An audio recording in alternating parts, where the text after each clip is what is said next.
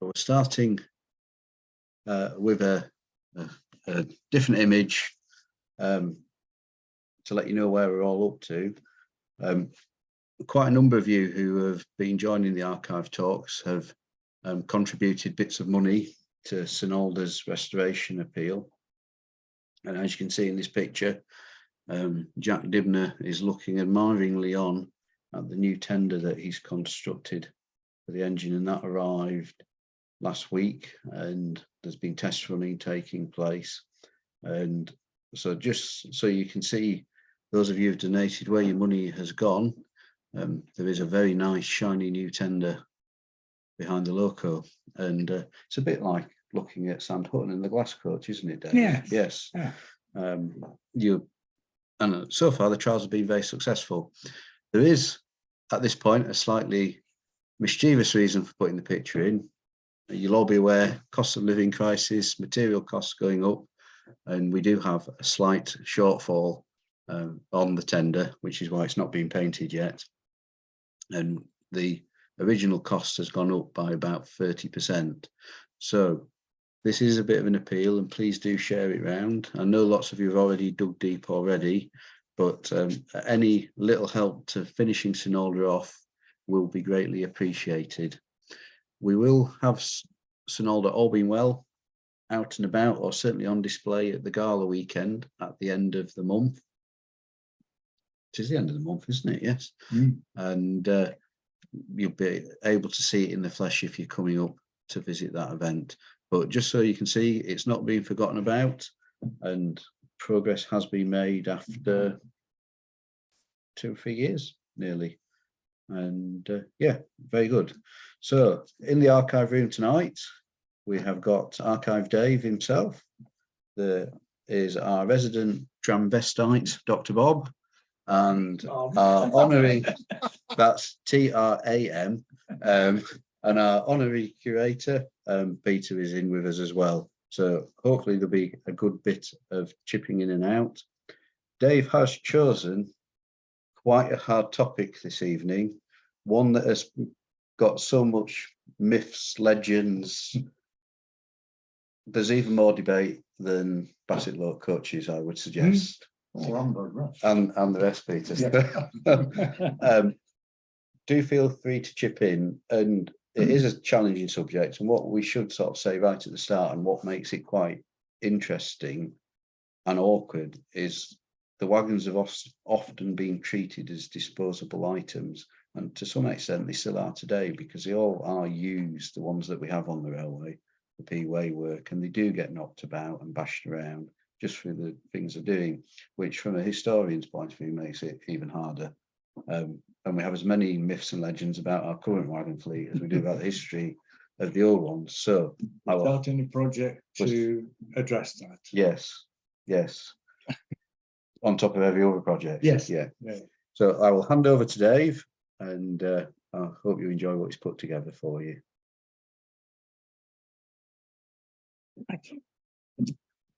Okay, evening folks. Just a couple of very quick bits of housekeeping. One's an apology to David Simpson in that I haven't actually got back to you yet, but yes, there will be a history talk, pictures for, because we've been asked to do one for the WI, which Claire is doing. So as soon as I get the pictures sorted, I will forward them to you. But if you want to commit to doing your talk, we'll definitely be able to back you up on that. And the other is just 2 words to Ross Duggan. Thank you. Right, we'll now get on with. Oh, hang on, I didn't want to do that. We'll come back to that if you need to. There you are. Right. We're concentrating mainly on 15-inch gauge wagons. The 3-foot ones were a little bit boring. So it's mainly 15-inch. And we thought, you'll have seen quite a few of the pictures before, but we've got different things to point out. So a good starting point is one of the first trends that actually started operating through as far as Earton Road in 1916. And this is a good one because you've got Jack on driving, you've got Bert Thompson standing in front of the timber, and you've got John Wills standing behind the 3-ton bogie. The other picture that was taken at the same time on John Wills' camera actually had a little white spot on the negative, which was right across John's face. So you can't see it at all in the other one. So very quickly, looking at the wagons, you have 2 flats with bolsters, which were very useful in the long term. You got the Heywood 3-ton bogie, and then 2 versions of Heywood's flats with tops. The one next to the bogie, we think, is a 4 by something. The one at the back's a 6 by something. Is it Katie? It's Katie. No, hang on. Yes, it is Katie. Sorry. So is that February 1916. February Yeah. 1916? The train started on 3rd of February and it never stopped. This is definitely Katie. Bear with me, Dave. See what someone has said something. We preempted Matthew Pye. It is Katie. All right. Yes. So, and this is also definitely Katie, but maybe I've got suspicions about the first one. I think it might be Ella, but never mind. So this is definitely Katie because we found a sharp enough shot to actually read the name. So that's quite good. And again, 3-ton wagons at the back. Again, it's a shot that most people have seen. This is Muriel this time. And what's quite interesting is we guesstimated the length of the logs that are on there. And you have to have a spacer between the 2 bolster flats and a spacer in front. So we think going on for 10 meters, 30 feet of timber, that's quite a load. Excuse me. Also in the early days, a coach became a truck because this is one of the 4-wheel coaches and it's carrying Colossus's tender after the incident. And it's a shot that I've only just managed to sort of pull up so you can see what's going on. I'll go fairly quickly through these ones because they're a sequence of 5 and it demonstrates initially how they must have dragged the car up onto the 2 flats. So slowly removing the ramp. And this one's quite interesting because again, they're using bolsters with longitudinal timbers and then cross timbers to in front of and behind the wheels. On the previous shot, you can, if you look at the alignment of the front wheels of the car, that's why it was going off to be fixed. Again, slightly different shot from the back as they were trying to stabilize everything. Looks as though there were a couple of Indians, but as usual, more chiefs.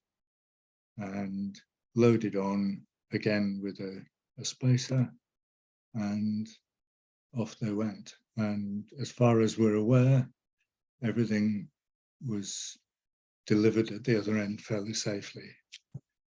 The driver is looking back nervously, though. Well, yeah, it's only just setting up. So. I mean, you'd think clearance-wise, they're just a bit Close. nice, I would say. Yeah. Did it go all the way down to Raven? As far as we're aware, yes. Yeah. One assumes it got, you know, big roller back on. Then jumping forward to 2001 and the recreation, Not quite sure why it was decided to take Doug's bond from Burton Road, but they did. Recreating them, literally. And they obviously got as far as Rock Point, and I'm guessing from the next picture that there may have been slight load shifting. There's an element of realignment going on there. But although they lost the coach on the way, they did actually make it down to Ravenglass, so that was quite a success. Well, the intention was to actually leave the bond in, I think, at Mirthwaite, and take an empty wagon instead. So leave the train complete, but without the without the Yeah, without the bond on it. And the photos at this end. it sort of covers the flats, the original Heywood idea of starting with a flat and then being able to add bits and pieces to it, rather than making purpose-built wagons that were out of use longer than they were in, has worked literally over the years. Excuse me. This is a 5-ton flywheel for the engine, probably the second engine that was installed after the Tangy. I'm trying to think which one that was. It was a single cylinder Campbell that was then replaced by a twin cylinder Campbell. But again, they've got the technique working quite well, and essentially the bolsters are carrying a lot of the weight. Is that a Kerr Stewart jack? No, but one does appear later on. Does it? All right. But it's nice to see a sharp version of that picture without the crack that unfortunately the glass plate has. Back to Burton Road again. We were quite bemused by the third wagon from the back, in that it's definitely the right way around, because the locking corner struts are the right way around. And someone must have just been going on with his stencil and set off and carried on and carried on. Whether they were on their sides when he was doing it and he just didn't notice, but it shows up. This is a classic case of when you have quite a lot of reference material in the annex, it's a case of finding the right bit of information in the pictures in James's book, but then several pages further on, it does actually say lot 430 from the Heywood sale, 3 box wagons, each with handbrake, because I wasn't quite sure where the handbrake came from. Couplers and 15-inch gauge wheels and top extension. It looks as though the second extension on that braked wagon was just slid across slightly, so don't quite know how they were trying to locate that, but it's a good load of potatoes. We also carried the mail, of course, in various forms, and the interesting thing about this is, following complaints in 1913 from a certain Mary Fair about the horse and cart being open and mail being damaged, you'll see that there's a tarpaulin rolled up just to the left of the wagon, and that went over the top of the bag, so it was dual protection. They were being quite careful. So is that a Heywood wagon? Or is it one that was specially built? I think that's a converted thing. Now, we might have to call on Mike or James if they're around, because it is a much deeper version. It's got coach coupling, So and some sort of different what do you call it, axle box, Yes. right, Sorry, yeah, the author of the book is James Waterfield, and it's a wonderful book called, what's it called? What, James' new book. Is it on the shelf up there? I was reading it before I Go, came I'll out. go and have a look and bring a copy. Railways of Sir Arthur Percival Heywood. Volume Volume one. The Duffield one Bank and Hooley. is a tailboard marker and relates to about 1924 when, due to dangerous working on the Estelle Railway, Mr. Couchy and other consequences, they tried to rationalise what they were doing. So engines ended up with headboards. And tail train's got those. They got the tailboard on the end, train complete. I don't know why we have never ever, nobody's even from IFS suggested that Ravenglass trains need something. Fastidio trains don't happen, so. There is, sorry, carry on. Dave, Peter, sorry, can I just come back on that? I couldn't quite hear you, Peter. What was that disc? I just you faded out. It's the long way to New Romney. Sorry, what's up? So I didn't quite catch what you were saying. I Andy didn't quite catch you because you were a bit away from the microphone. We'll swap places, Peter. It's all right, I'll try. Oh dear, sorry, Peter. So if we got the history out, we'd be able to say with certainty, but in about 1923, 24, due to complaints at the Railways Inspectorate that involved our friend Couchy, and the complaints were based on the amount of running that was then taking place with regard to the quarry traffic, even before the crushers were built. And they very quickly introduced a complicated working timetable and what should we call them? Discs on the locos, and you see a tailboard on the end of the train. Mhm. We have a picture at Delgarth of, there's a double-headed train running tender first because they hadn't installed the turntable at Delgarth at that point. And at the front of the tender, you can see one of the white discs. Brilliant. Thank you. Dave, Mike Decker. Yep. I would say that is a Heywood top, but the bolt pattern on the sides of the sills indicate that it's a Bassett Loke running gear. Possibly a cut down coach running gear. There aren't any round ends on the beam. Yeah, that's one of the reasons for doing these talks is I look at pictures 100 times, and then on the 101st time when I'm presenting to somebody else, somebody notices something that I haven't seen. So yeah, that's a strong possibility. We can add that in. It's vacuum braked as well, not Yes. automatic vacuum, but No, it's pipe. simple. It's pipe. Well, no, it would have probably have brakes on. And Matthew has asked, is Go on. it the sleeping car in the background? Yes, it is. And at that stage, it was up on blocks. They were using the bogies for something else. It wasn't until after 1925 that they finally brought it back into service.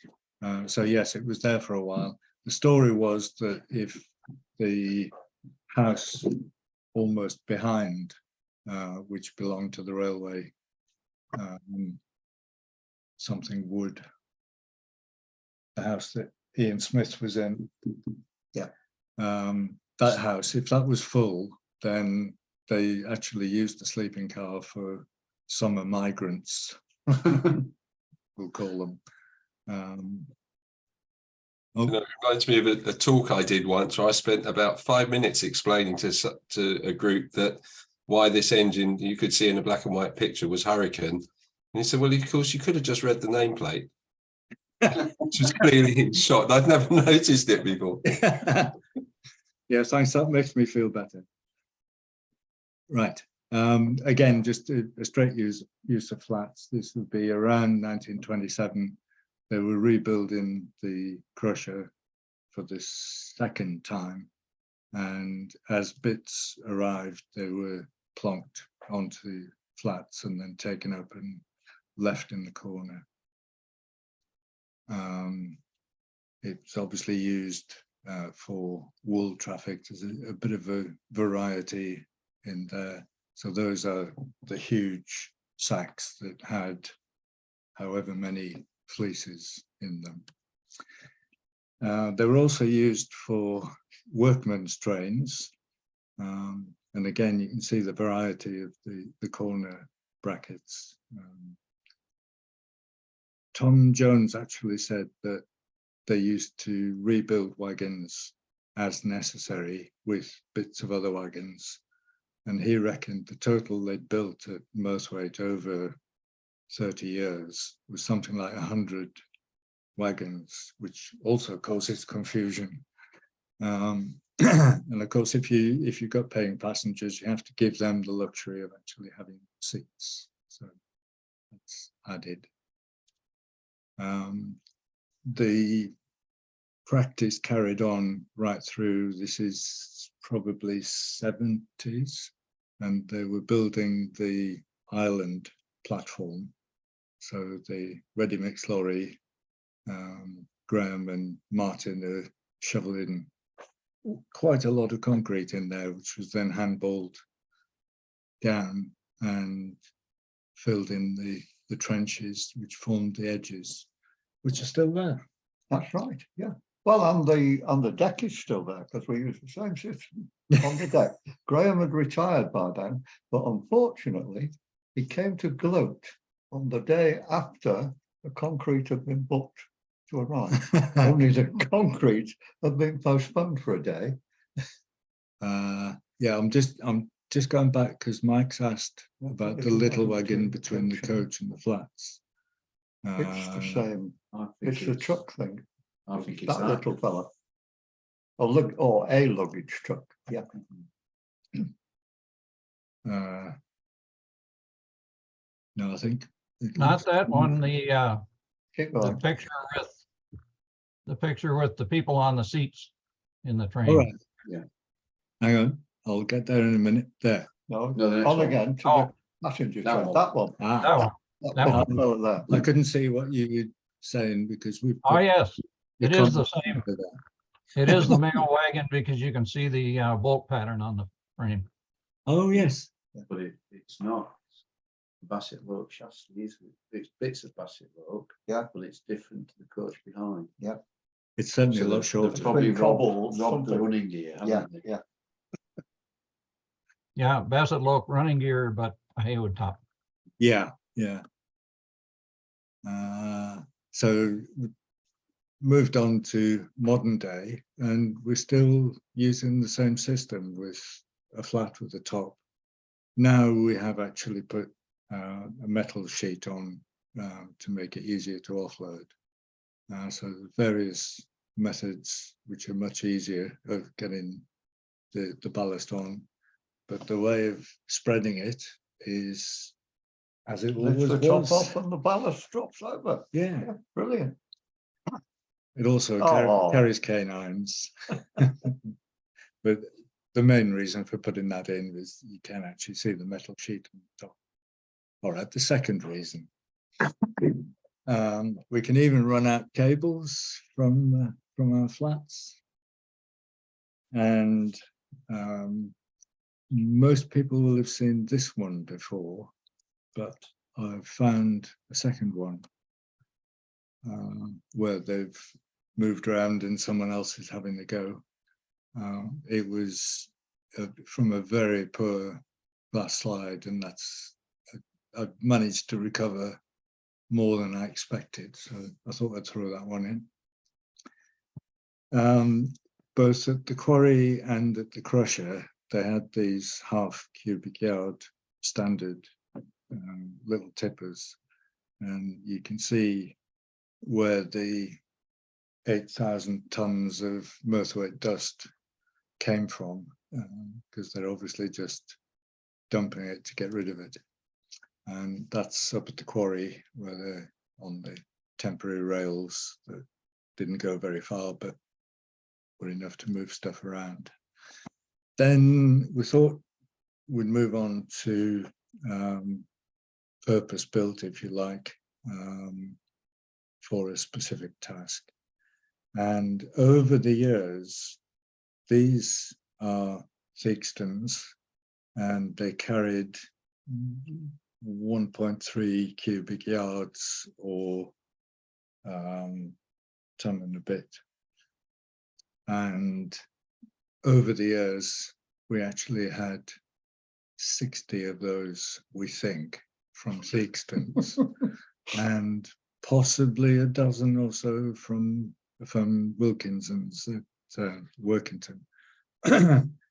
As Peter has recently pointed out, this is a good example of the tops of the side doors, in that one has a bit of channel along it, which you would think would actually make it more stiffer and therefore not damaged quite so easily, whereas the one on the right just seems to have an angle. This is again, everyone will have seen it, a nice posed picture. So 6th wagon from the front is a Wilkinson, which was slightly smaller. There's some debate as to why it was smaller. People say it's because the quarryman didn't like lifting that extra bit when you're moving a few tons of granite at a time. It is a bit of a lift. But on the other hand, because the 2-ton wagons, one of which you can see further back, which were intended for the tippler, were very rarely used for the tippler. And we have a photo of all 6 of the 2-ton wagons at Beckfoot being loaded by hand. It was also why we have an advert for the quarry downstairs, and it says guaranteed free from dirt and other extraneous material. And the reason for that is they never got round to mechanical loading. Every wagon right up to 1953 was hand loaded, and that was why they could justify the sorry, I've just looked up into the corner. I don't think it was Bob Hardie in the gun carriage. we haven't been able to identify any of the people for sure. We do think it was probably one of those urban myths, like using the granite wagons for passengers, that it happened once and people are always tickled by the photo, so the photo gets shown more frequently. And I think it was probably just a one-off. So looking at the 2-ton wagons and the tippler, as you can see, they were intended to be used for the tippler. They had a few drawbacks in that apparently the wheels were quite narrow, the chassis wasn't as strong as it could be, and possibly the third reason that I can think of is if it takes 3 people to turn a 1.25 ton wagon, how many people did it actually take to get a 2-ton wagon moving and tipped over? This is one of only 2 shots we have of the 2-ton wagons with crushed ballast in them. The other one is the famous household one from 1924, and sitting up on the bank, but we've seen that one so many times I won't repeat that one. Again, there's a little bit of debate about the 6-ton bogey hopper wagons, which were intended to speed everything up. We now think they did actually arrive within 6 weeks or so of being ordered from Yorkshire Engineering or Yorkshire Engine Company. because this shot is actually dated 1927, which is when they were ordered. So that does at least mean that they ran for very nearly 3 years before we offloaded them to someone. Or some other operation. Yes. So just You ran them in for us, didn't you? You got the bogies back. we got the bogies Arsdale back. Railway. Yes. Oh, the Arsdale Railway. But when we get that chassis with its new top on, then look for Messerschmitts or something. Oh no, we're going to fit them. Yeah. You've got to shorten it again, haven't you? I don't know if you're going to talk about what they did, Mark. Stuart? Stuart, do you know about that? No, what did he do? Well, when they turned them into coaches, we found that they'd actually cut off the ends, turned them the other way up and extended them. They're about 3 inches longer each end. So the bit from what we would call the swan neck out to the coupling, it is altered Mm. when they became coaches. Yeah.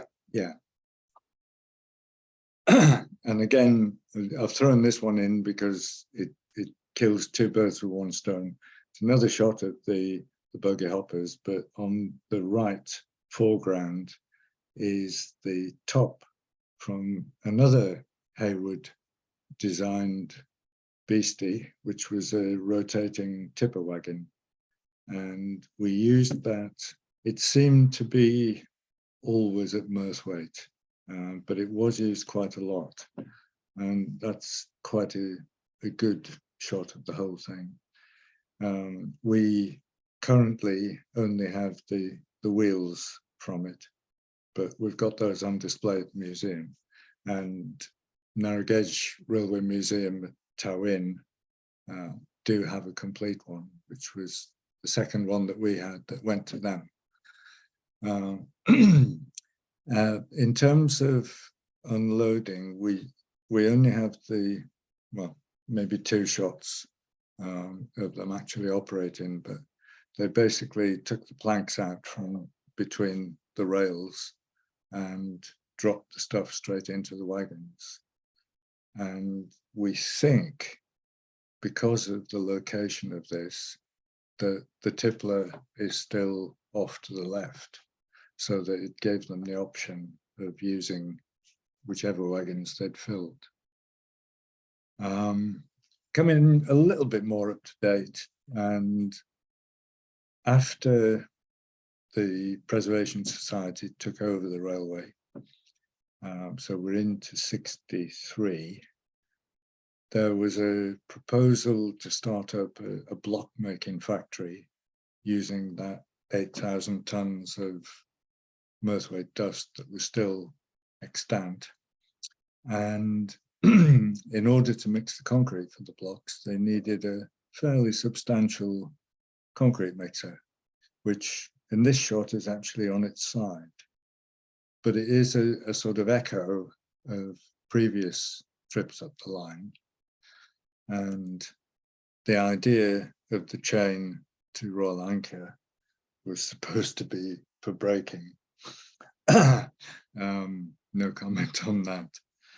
And just for Trevor, I kept the whole shot so that you can see George Myers on the left of supervising with his stick. Yes. George Myers' stick had a fundamental role in the railway of the 60s. This is fast approaching the next couple of shots of daftness than ours. Yes, you've guessed it, Trevor. When they got to Katie Caddy, not only did it fall over, but it took NG39 with it. So there was some interesting jacking and sleepers and things that we probably shouldn't show health and safety, I think. But they did eventually get everything righted, and that's it in situ. It's now standing up, and then you can see it's on the back. That one. You can see the apparatus, if you like, with a scoop, which is off to the side. And the thing was supposed to scoop the stuff in and then tip it into the machine. So this is the top of the connector. Wonder what the wheel set came on. Yes. And you'll also notice in that one, while we're there, that obviously we've still got standard gauge. Or is it just sleepers. broken stub end? I mean, had the thing broke its axle? Could have done, couldn't it? Just noticed, sorry, it's Matt, just going back to that photo just for a second. Just go back one. Is that another wheel set just off on the left? Possibly, or it could be, as Stuart has suggested, it could be the wheel set that broke into bits. Although I think if you go forward, Dave, it doesn't look like the back truck on the passenger tractor's in. No, that's true. Well, it would have been a bogey. What was it? A bogey at that Sorry, point? at that point, it had got Sandsprell's bogey at the back, So- which sadly disappeared when they altered it. And one of those things you thought, well, we'll build a class 60 after this. And suddenly it disappeared off the firmament. If you, Oh dear. yeah. People watch, you know. And just to sort of give you the location, the MLG hut as it is now will be able to sort of spot where everything is. And you'll notice, those of us who've been looking at sheds and things for Merthwaite, that there was electricity there. We just wonder how far back down the chain we'd have to go to get electricity back there. But that's another whole debate, so we won't go into that. As well as the Merthyr dust, of course, you had to have cement in fairly large quantities. And this is quite interesting because they've taken the side doors off the granite wagons, and quite a few of the wagons in there. There are some flats in the middle, but quite a few of them are granite wagons. So it's hang on. At this point, it's just before the carriage sidings went in, and it wouldn't have been very long afterwards. So they would be imminent, shall we say? Oh, hang on. They're digging. There's I roots think there. the Is that- comment goes back to the picture with Royal Anchor, and there's you can see diggings going on the side. So if you Yeah. skip back I won't before go all the way accident, it's back, a long but way. yeah. But I think that's where Matthew put his comment. Yeah, because now that you actually open your eyes and look behind, the carriage sidings are in. The mound at the end is from the bulldozer, basically just getting everything flat and putting up. And that is now Chris's allotment. Well, they've gone about another 25 foot further. It would have been very handy. Yes. Well, I'm not going to suggest the extension now, because Chris won't be very happy if he loses his allotment. So, sorry, back, stop rambling. Back to the red block production. This is Graham wandering back. There is a second shot, which is from the other side and is one of our historical postcard series. But I thought I'd put this one in because it's from the other side. The working further on, this is not very well organized.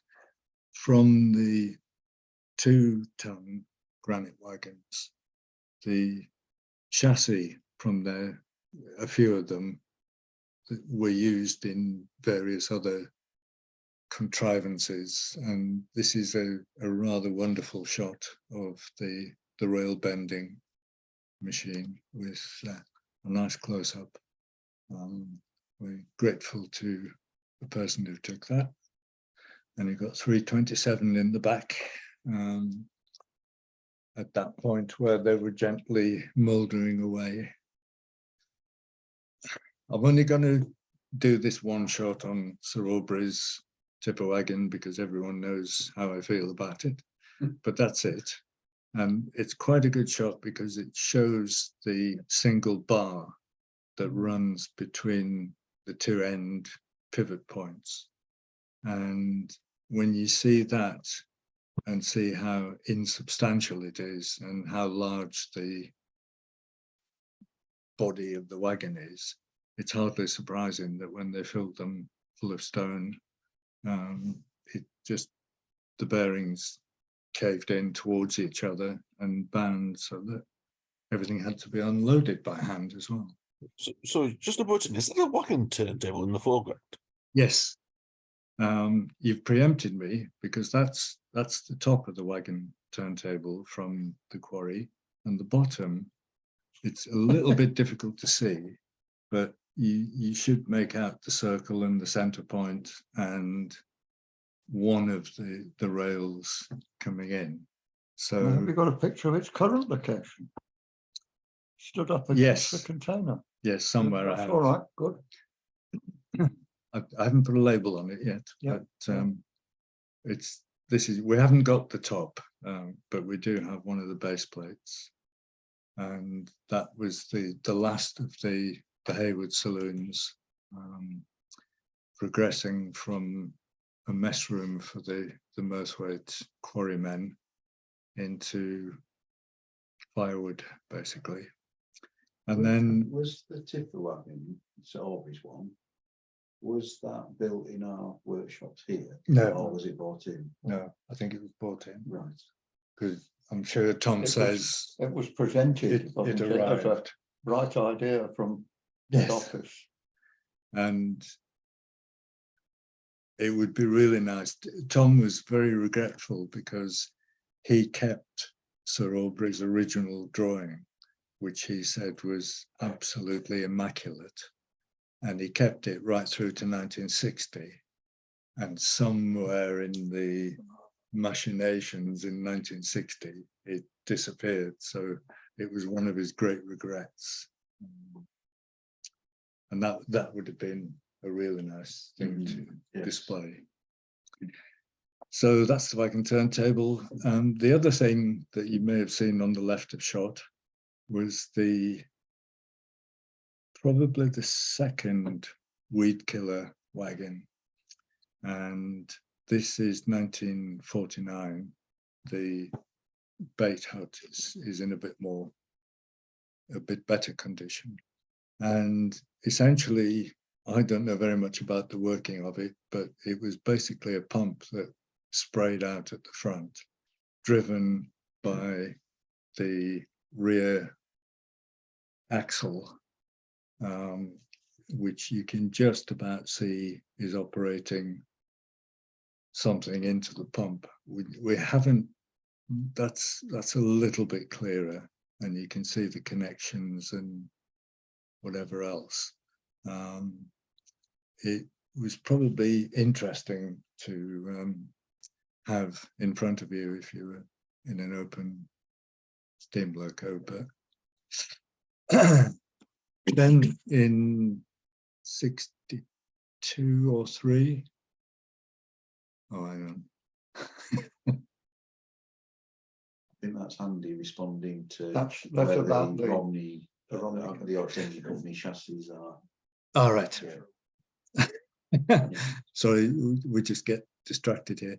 In 62, I think it was, we got the professionals in because there was just so much overgrown material around, and the bracken at the top end had actually really taken hold, and bracken is notoriously difficult to control.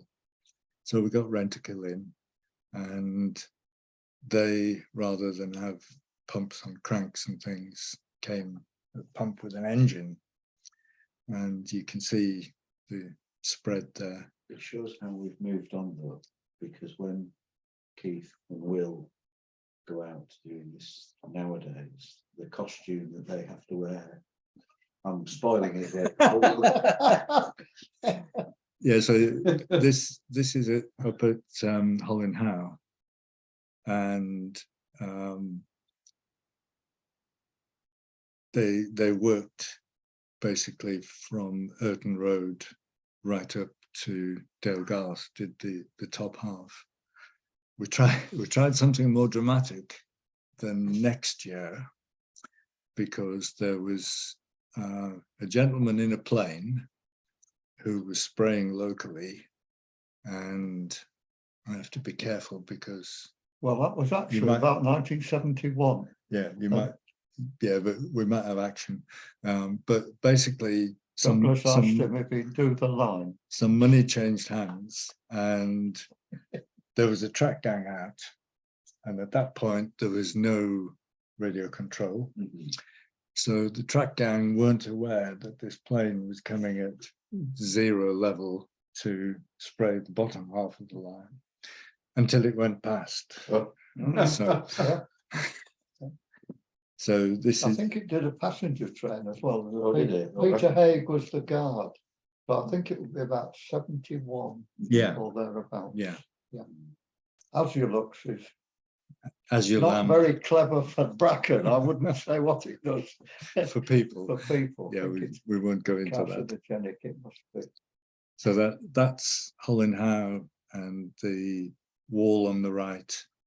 This is obviously looking up the line. The wall on the right is the division between Holland Howe and the start of Fisher Ground.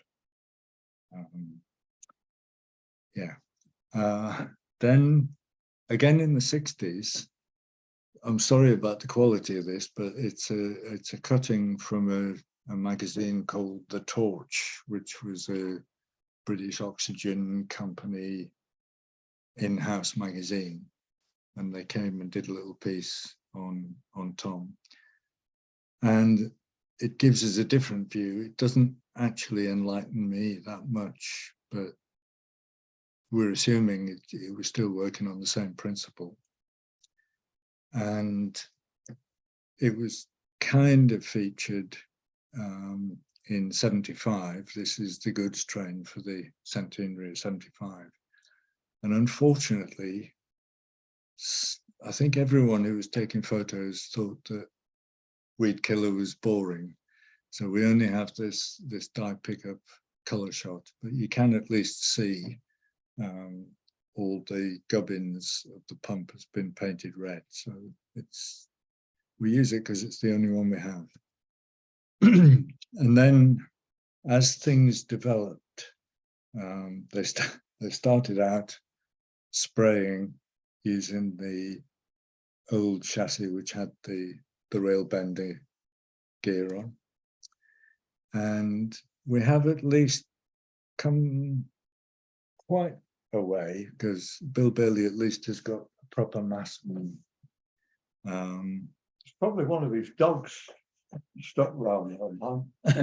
Yeah, yapping away. I'm trying to think. Yeah, we think the diesel drivers turn in none. Yeah. It is, yeah, it is Tony. Oh, good. I'm always a bit dubious about making these claims. Just jumping back to the 75 special goods train, we're wondering, this again is die pickup, we're wondering whether he'd had a few samples from, I think, because focus was not fully there. All right, Mike's saying that they had a gas engine powered pump. Right. On the riverside in Great Northern. Yes. You mean that line that we could do with the talk about it? Yes. We're working on that. Fascinating engine. There's nothing worse than. Well, we're figuring, just as an aside, Mike, we're figuring on ways where if you're worried about your broadband speed, that we could get the pictures across to us and we could feed them in. So we're going to get you one day. Okay, I am still working on Heywood drawings though, so that's going to take me a little while yet. Yeah.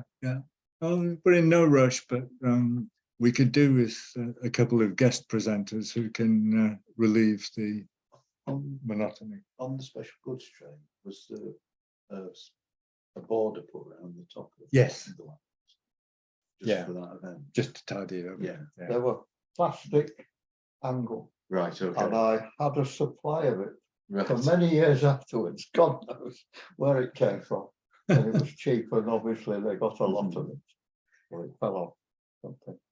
So now we are jumping about a bit. I do apologize, but this is the another chassis from 2-ton granite wagons, which was used as the tank wagon, which had TPO for the Fordson, Muirhill Fordsons working in and around the quarry. This is actually on the high level siding at the Merthwaite. So it provided juice on the spot. Plus you Good view of NGR modification of the Heywood coupling, Mike says. All right.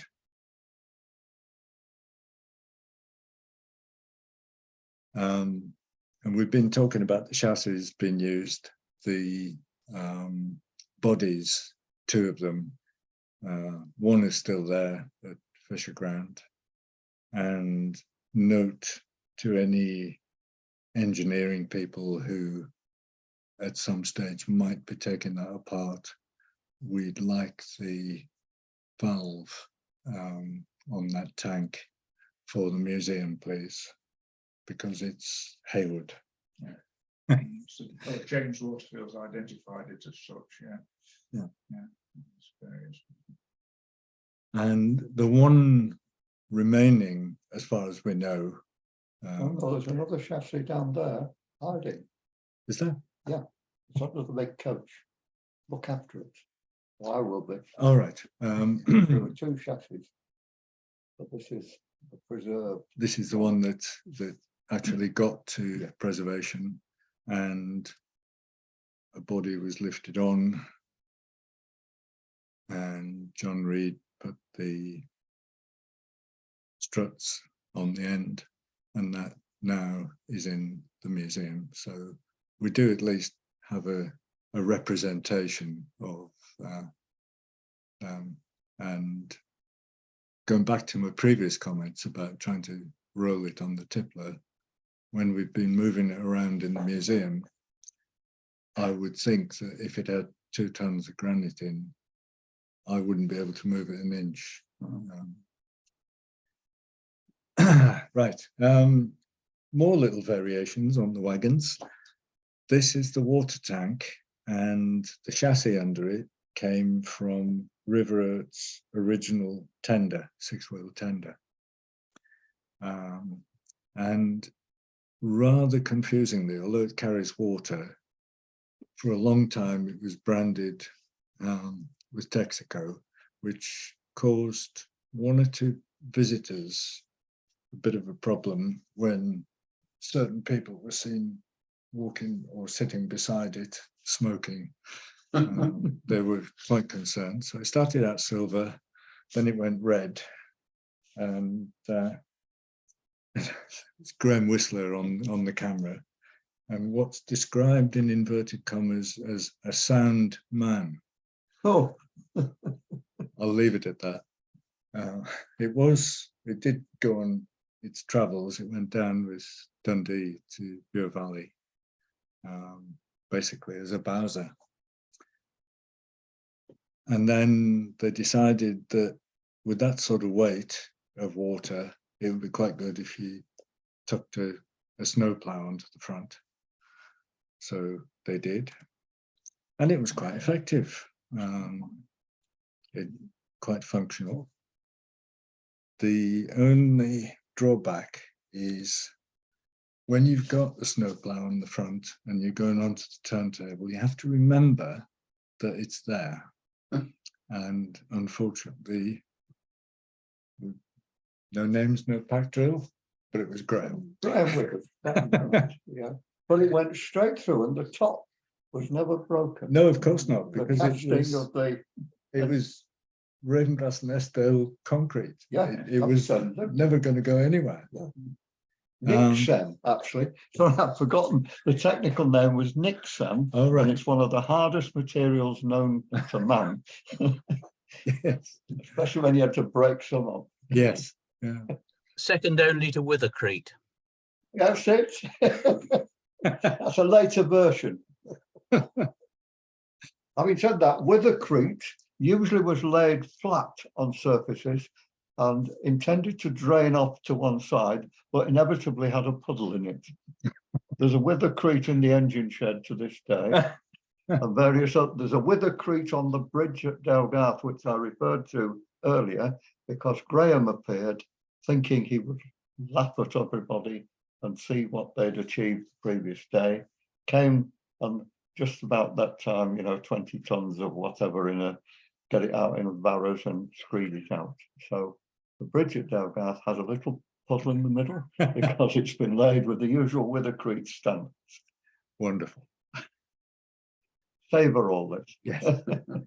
So we had 6 Dawson open wagons, which became semi-open wagons with the oil-tempered hardboard roof, which wasn't as daft as people have suggested, because we still have one down in the museum and it's still there, it's still fine, it's not disintegrated.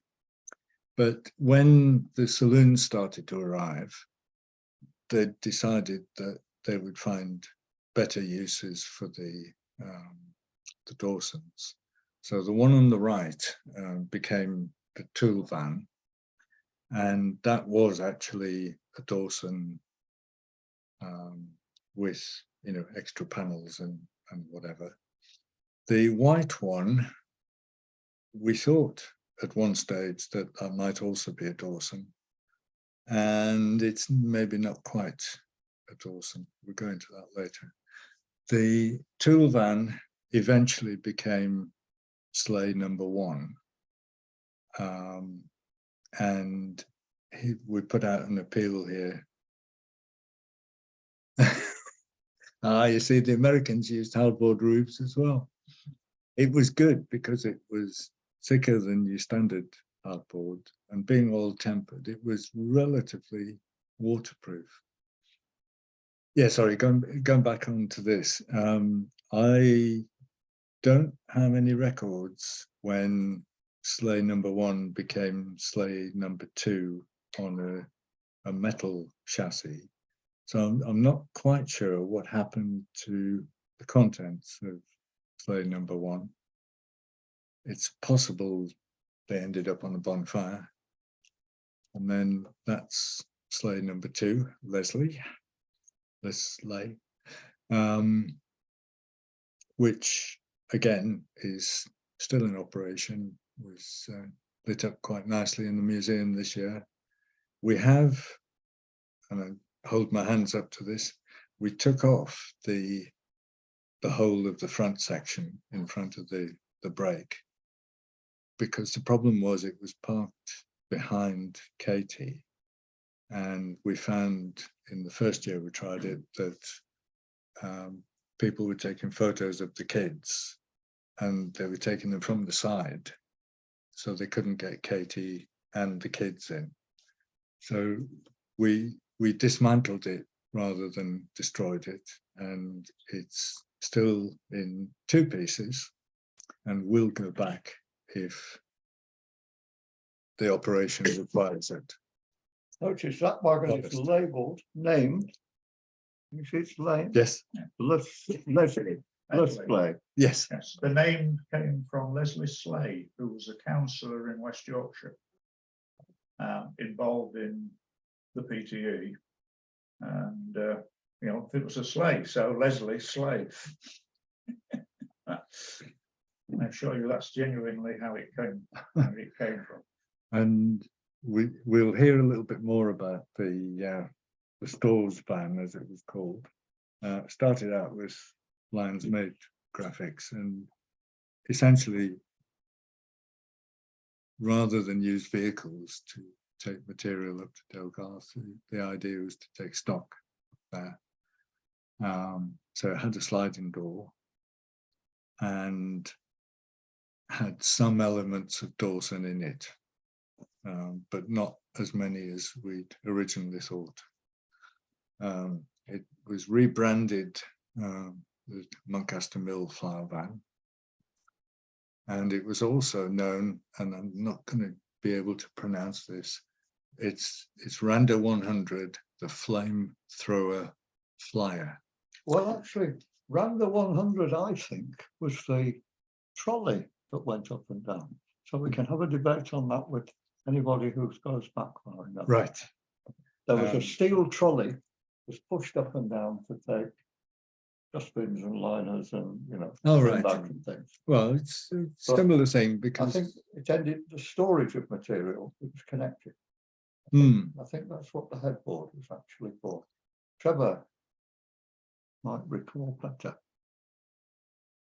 So this is in the era.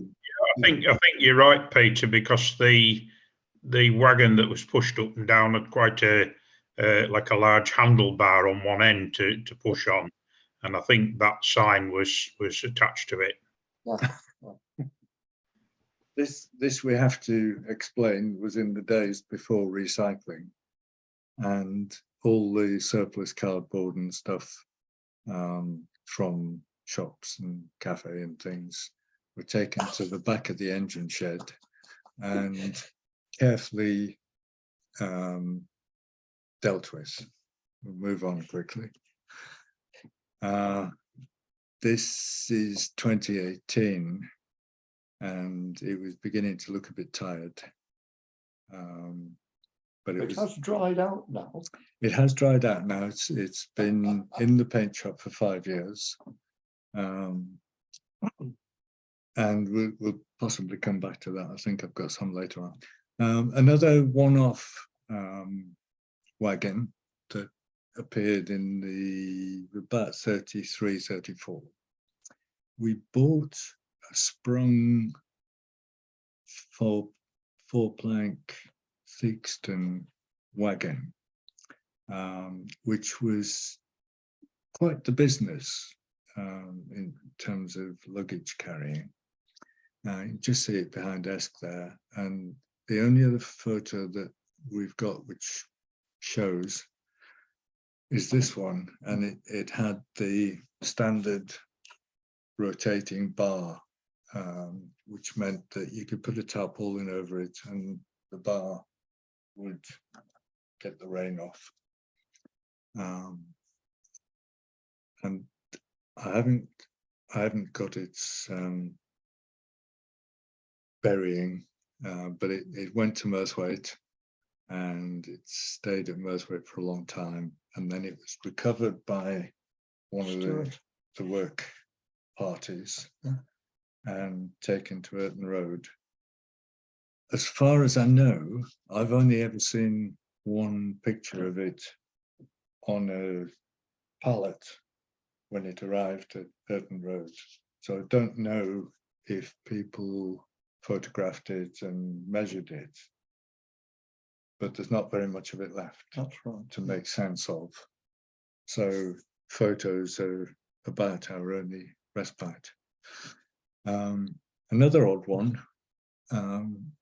This was built by Ernest Cheeseman, who built the wonderful steam crane, which made its appearance again in 1976 in the other centenary, the passenger centenary. Now, I've got no record anywhere of what happened to it. So this is another appeal, if anyone out there knows. I'd be grateful. It went for Connybee.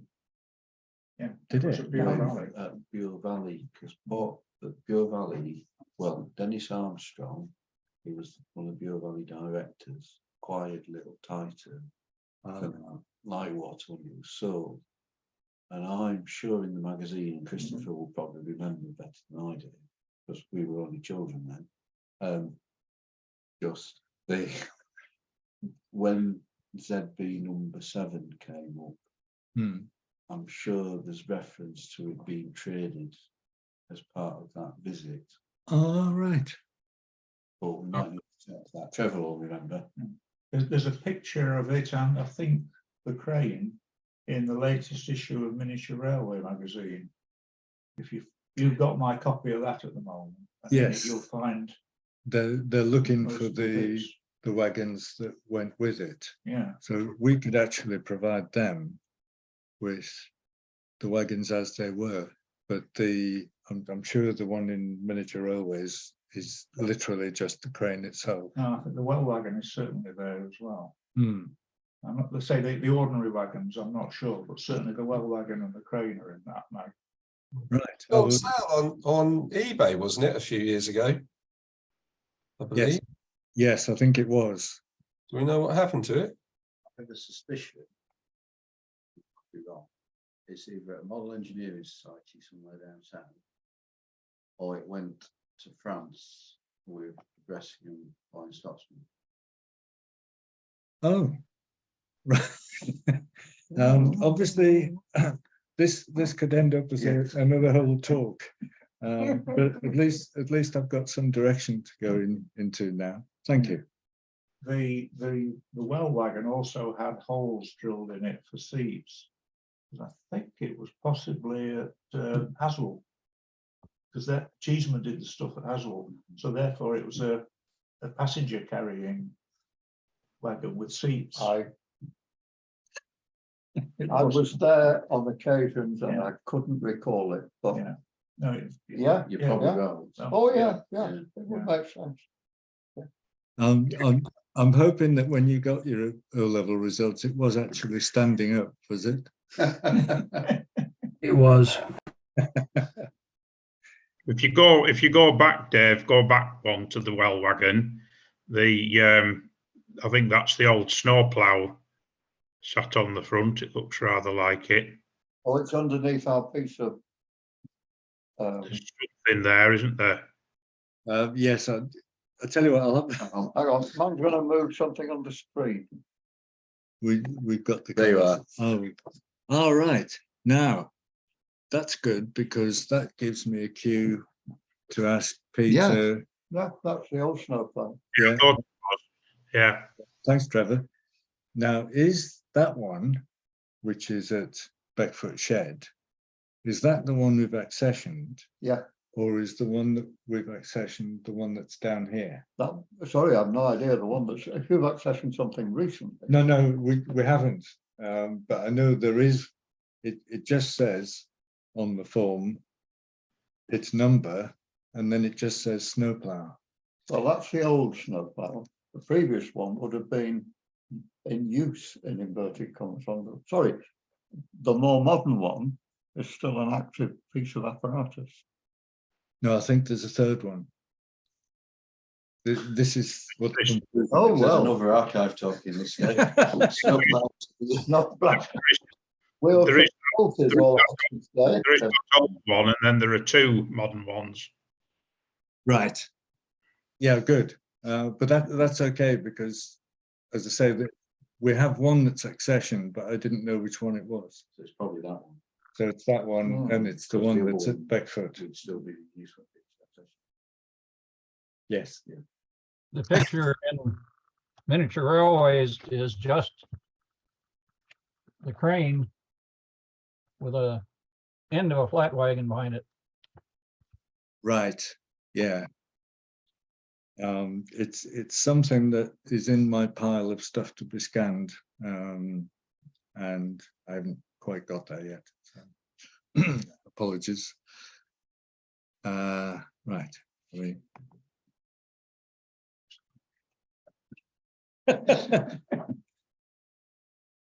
Oh, you shouldn't let me I press shouldn't let you buttons. drive, should I? No. That's it. We've got There you the are. cat back. Okay.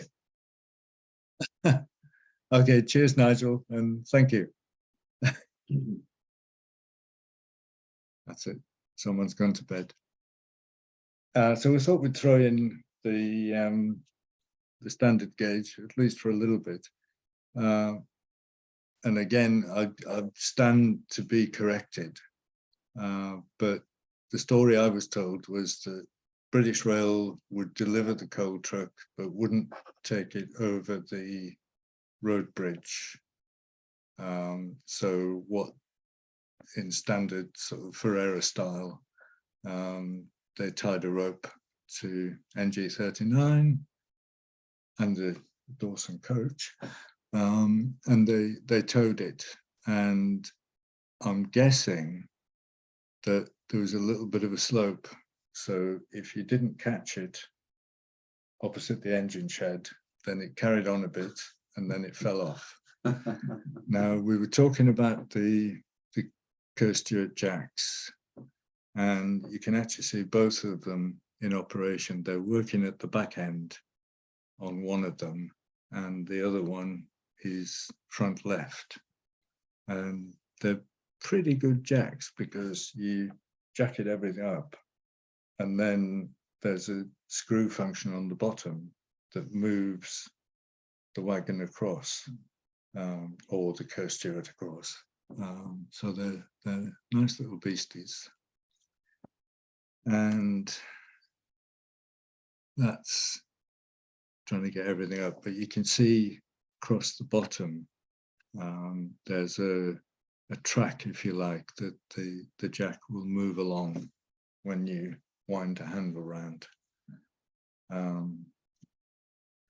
Then they must have got a bit tired of doing that sort of thing. So the coke was delivered and put into granite wagons and taken back across to the coaling stage by the engine shed and taken out of the granite wagons and put on the pile, which all got a lot easier when suddenly the coke was delivered by a 20-ton lorry, backed up and just tipped it where it should be.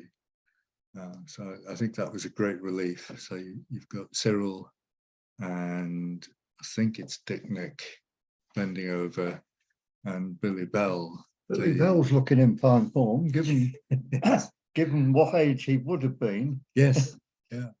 And it's a fine shot because you've just got the front end of the camping coach. You can just see the shovel full of, or possibly fork full of coke flying through the air. They got most of it in the wagons, which is quite impressive. Well, look at the crap in it. Yeah. So I thought we'd better stop sort of maundering in the 20s. So coming up to date a little bit, the first tool van appeared with its rather interesting graphics. I didn't see them repeated anywhere else. What's So the graphic. Oh, do you like the Rio Grande approach? Yes. Yes, that's the flying Rio Grande.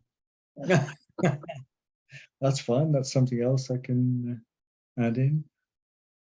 So 1981, I believe that was built, and that was obviously a step up in that you could get tools and stuff in. And did it have a mess area in it as well? I've got a feeling it did. What's that, sorry? Did Oh, it was a was lovely mess area. It was laid out equivalent to Heywood sleeping car, i.e. the bench on either side staggered. That was the design element that came through. Yeah, if you look at it from this elevation we've got now, you can see the padlock on the little door at the end, and that's where the gas bottle lived for the gas fire, and that sat on the inside wall, roughly where the D is of Eskdale, So on the opposite side, there would be 4 bench seats, as Peter said, and then moving on from the D through the ALE to the end on this side was, well, nearly to the end on this side was the other 4 seats. On this side corner was where all the bars, shovels and picks lived. And on the other side, nearest the Perkins on the main line side, was where the generator and the Kango hammers lived. Right. And it's, how can I put it? Its most entertaining journey was to carry Santa once, because it used to be located at Merthwaite in the siding, for Santa to change in. The Santa on this occasion was Mr. Pickup. There was an error, as one might say, in the shunting manoeuvres, so that when it was undone from the locomotive, the stop lock was not in place. It shot down the icy rails. It met whatever was at the end abruptly, and Santa was somewhat discombobulated. Let's leave it like that. It was not a happy Santa for the rest of that day. We've told the tale before. I mean, when it first came into traffic, Page, you may remember, it had experimental bogies underneath, It fell off. which yawned. If you want to have a better description, they opened themselves up, and it fell off at Rock Point, and it also fell off at Wasn't it? Beckfoot by the smithy where the gate is up into the quarry. I think I've told the tale before. When we went up to winch it back up, I climbed inside it because it was very much like being upside down in a submarine. It was quite bizarre. I had to get inside just for the wheeze. Given it was not necessarily robustly made out of much more than timber and hardboard, it survived all these adventures. Yes. Yeah. I mean, it did survive. I mean, it did us proud for over 20 years. Yeah. Yeah, according to my notes, it was only scrapped in 2006. Yeah. Right, that's great. Don't suppose anyone out there has got a drawing of the layout. Too much to ask. Oh, lovely. Never seem to be quite sure whether it's supposed to be the red van or the yellow van. Oh, it was the yellow van, and then the red bits were added to be conspicuous when they were open. That was the classic ratty open doors hitting things, I'm afraid, that's never ended. Yeah, we're recording, Trevor, so we'll move quickly on. Yeah, so it's quite an interesting shot with the, again, it takes us back to the flats being used for transport of rail. Then I put that in because it's a nice transition. The MLG built the red van in 1993, I'm told, and that's it out in 94. It does look pretty smart, almost as good as another tool van, which we'll see later, hopefully. Then it was rebuilt in 2014. The chassis was still kept, but the body was rebuilt. And this is moving us right up to date to the new van. I've actually got written down here, using precision measurements, the new tool van takes shape. Ryan's not here. Ryan's fingers are bending though. That was very precision, I'll have you know. And sort of bringing this sort of up to date. That's from last week, I think, or this weekend. You can't push this around. Presumably the track gang trains will now be double-headed, will they, just to drag it along. Another slight oddment that went in, was, and I'm hoping I've got this right, the man rider, and the man rider doubled up on at least 3 occasions. Is it a Lister break, Colin? Probably is, where because he's doing the Murthwaite utility van had a list of bits in it from there was how many lists went into Cyril. Yeah, they're called, and it was the MLG's van built by Pagey, I think. So it will be a list. So the answer is yes, we think so. Yeah, on at least 3 occasions it was used as a portable dais. One was open in the new booking office, which someone reminded me is also you haven't got a picture of the yakking wagon, which was the frame that went on the rail vendor chassis, and that was used to open things in the 1970s. Oh, I thought it was this one. No, sorry. If we talk, this may have had supplementary uses, but the yakking wagon that opened the awning, and I'm trying to think of things that it also might have attended. That was Lord Lonsdale, wasn't it? Yeah, that was a frame on this.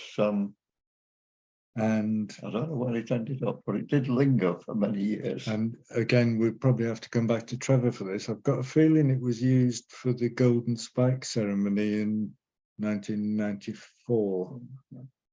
Yeah, that's correct. You might even catch it on the odd photo of that event.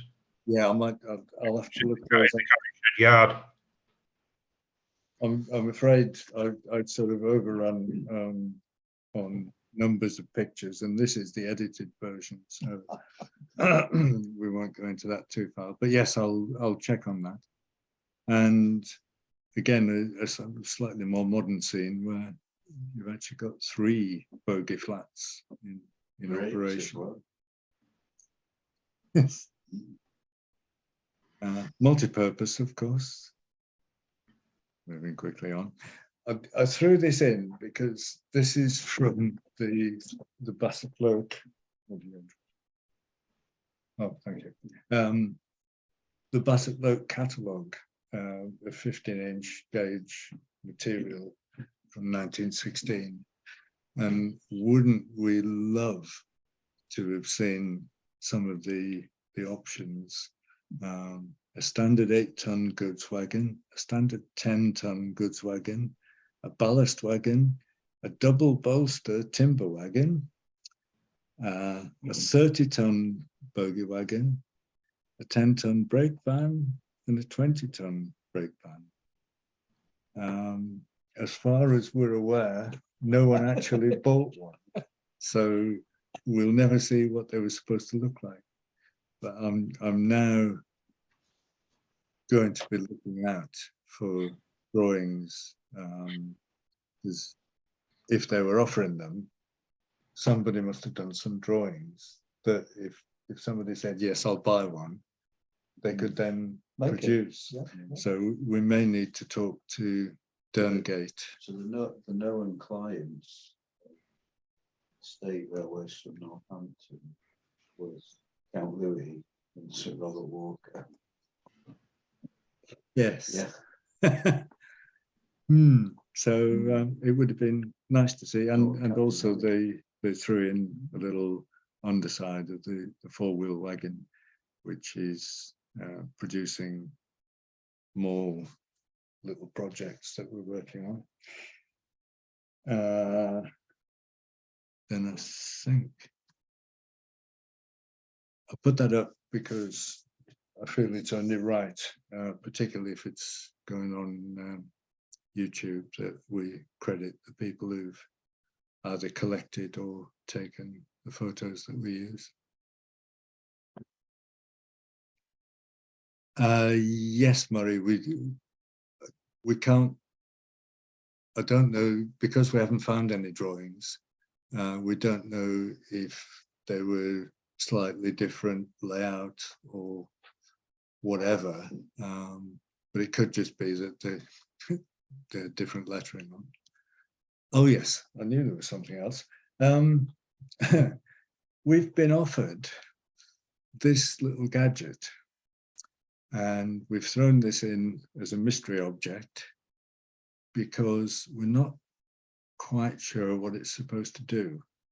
It's, we think about 7 or 8 feet long, and it has 3 prongs on one side and 2 prongs on the other side that interconnect through the handle. And we're just open to offers, basically. It has been suggested some slightly remote firing up of a boiler or whatever, where you put a load of burning material into this cage and you're able to feed it in and then pull the claws back and retrieve it. And even if we don't know what it is, we're tempted to take it because it would look good on the wall saying, do you know what it is? And you know, it doesn't take up that much space. It's quite a fun little thing. So we wait to see it now. I think I have to hand over to Peter now. Yes. Oh, right. Sorry, just to bring the story potentially up to date with the heritage side, the surviving bits of Wagon consigned to Threlkeld, there was a project and they were funded to make a new chassis or one of the load, possibly more, and when the money runs out. And this is the top which will go on the new chassis, which is a Wilkinson top. I don't know how you make it move from one to another. Now the interesting thing is when it's all cleaned down, the basic paint is red oxide. Yes, exactly. So anybody with better ideas on what the colour scheme for our old Wagon fleet was, come forward. But we're trying to determine what colour this should be finished at. It's got epoxy paint on it now, so it will have to stand outside and be in less than clement conditions, but it will survive. Anyway, it's there you can see, as I say, cleaned down. That's the side door. It's got distinct red oxide at bottom. Underneath, silvers, galvanized type grey finishes. These are the ones that are waiting treatment. These are bits off the slightly taller original version. You can see those doors there have the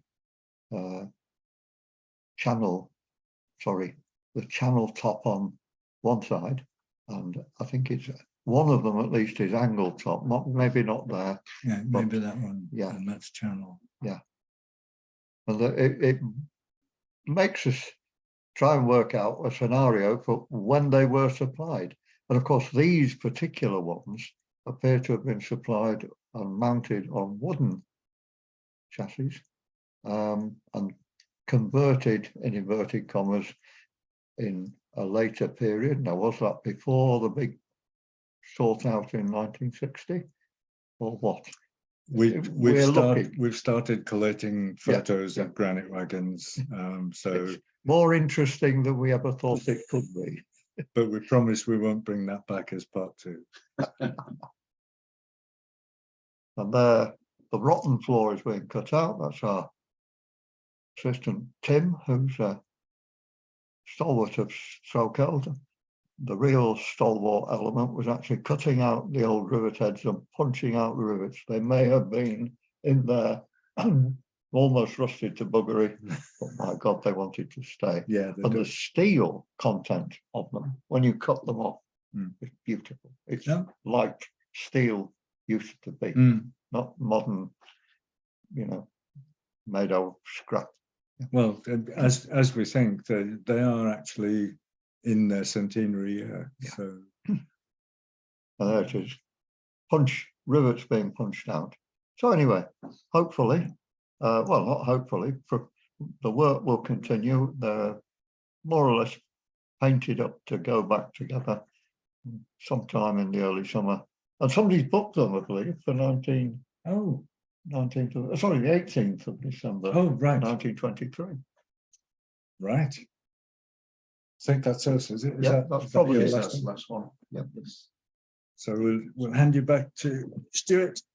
So, well, thank you everyone for staying with it tonight. It's been quite an interesting one, and certainly there's been some eye-opening stuff that I'm sure everyone's seen for the first time. So, thank you very much, Dave and Peter, for filling in a bit of history. Dave, if I could be a boring Trevor's devil. going to be boring now, so we'll let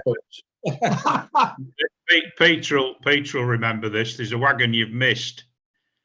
Not the Wah wagon. Sorry? Not the Wah wagon. You'll know the bits which have hopefully been saved, but we had the little wagon at Beckfoot that we used to move the half sleepers on from the smithy to the compressor house.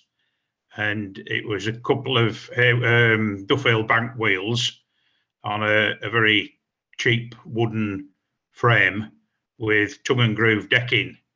And it wouldn't carry much more than, well, it wouldn't be much more than about 4 foot long by about 4 foot wide, maybe something like that. But we used to stack half sleepers on that had been sewn up at the smithy and wheel them along to the compressor house for George to chop up.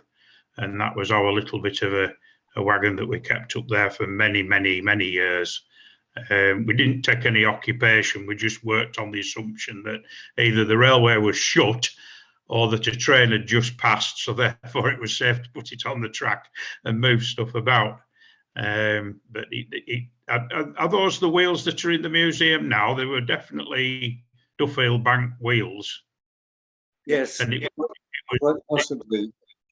It wasn't much bigger than the size of your rotating wagon that was at Merthwaite. So whether they were one of the same thing, I don't know. No, you've just embarrassed me, Trevor, because I'm now going to have to go back to the engineers and nick the other half of that wagon, because I only nicked the wheels and gave them the rest back. So I'll go and steal the rest of them now. We are still recording, aren't we? We are recording, yes. What we ought to not forget is the Wilson's trolley that they built to go up and down the line from Muncaster Mill to the top. And they built a little trolley with roller bearings that were nailed on to be on the roller on the top, and guides hanging down below the rail level. Yes. And they punted it, they would push it up and then they punted down. So they push it up with some hay on and they would punt down at there. And they would know the timetable. And as somebody said, occupation. And of course, there was the inevitable occasion where the two Wilsons were coming down the hill of Muncaster Mill on Millwood, and Glyn was going uphill. So the trolley had... We did inherit that, didn't we? Because we used to drag stuff around on the pavement. Did that go up to Beckfoot as well? No, we never used it up there, but it used to travel around on the P-way train for a while, and it was handy for putting a few bits of tools on if you were doing a bit of gauging or knocking bolts out and replacing them. I remember Benny, when he used to walk the line, would tow it along with him and just hoof it off the track when the trains were coming. After he stopped driving River Mike, he did that for a little while. Just I know we've dragged on a bit, just final little things, health and safety and spraying. Douglas with open-toed sandals driving Royal Anchor, and weed kill spraying with the weed killing men. I can remember seeing that at Dalegarth at night. The flats that we used, the Heywood style flats that we used, when we started moving lots and lots and lots of the Mirthwaite dust for putting the pink icing on the line side or burying telephone cables. We did for some years make flaps to cover the axle boxes out of feed bags, blue plastic feed bags, which was reasonably effective 9 times out of 10. But if you ran a hot box, it was quite entertaining because they burst into flames. You always knew where your hot boxes were. The other final one, probably a lot of people know this, but obviously with the block making at Mirthwaite, it was Bartlett's blocks. And as you alluded to, Dave, with the many bags of cement, one of the reasons it failed was it was very greedy, was the Mirthwaite dust on cement to make the blocks up with. And the only other final thing was I just remembered towards the end of the presentation about tipping wagons. We used to tip wagons, of course, at Beckfoot at the Ravenglass end of the smithy there down the chute into the road wagons. But they would probably be more likely the small, the ones that Peter's just been talking about now. There still is a big iron steel stake driven into the ground, isn't there, opposite the slope on the roadside, where they used to anchor the wagons to them to tip them over and down the road into the road wagons. So that's my little bits of contributions. Sorry to interrupt. No, that's no problem at all. Can I just ask Christopher a quick question on that? Is the dolly trolley the one that has just been described, or is that a new version with plastic wheels? But No, it's the one that we currently use is a new one. I think it was, off the top of my head, built in 2013 by Ian Page. All right. Okay, it's if you want to know where it is, by the way, it's just beside the steps up to the staff car park at the moment. I'm supposed to take it up to put in Alistair's shed, but I haven't got it up the steps yet. But that's where it is. Excellent. Well, thank you all for staying with it. We will be back at some point. I'm not sure when. Keep your eyes peeled on Facebook. A few offers of talks coming in tonight, Dave, which we need to follow up. Right. Yes. And of course, we do have a promise of one about one of the finest steam outline locos in the country at some stage, which is being researched. So we've got a few more to go yet. So as long as you are all enjoying watching them and contributing, we'll keep doing them. But we will let you escape for this evening, and we'll probably see you next month. So thank you all for tuning in. Thank you, everybody. Thank you. Thank you. Good night, all. Good night. Thank you. Good night.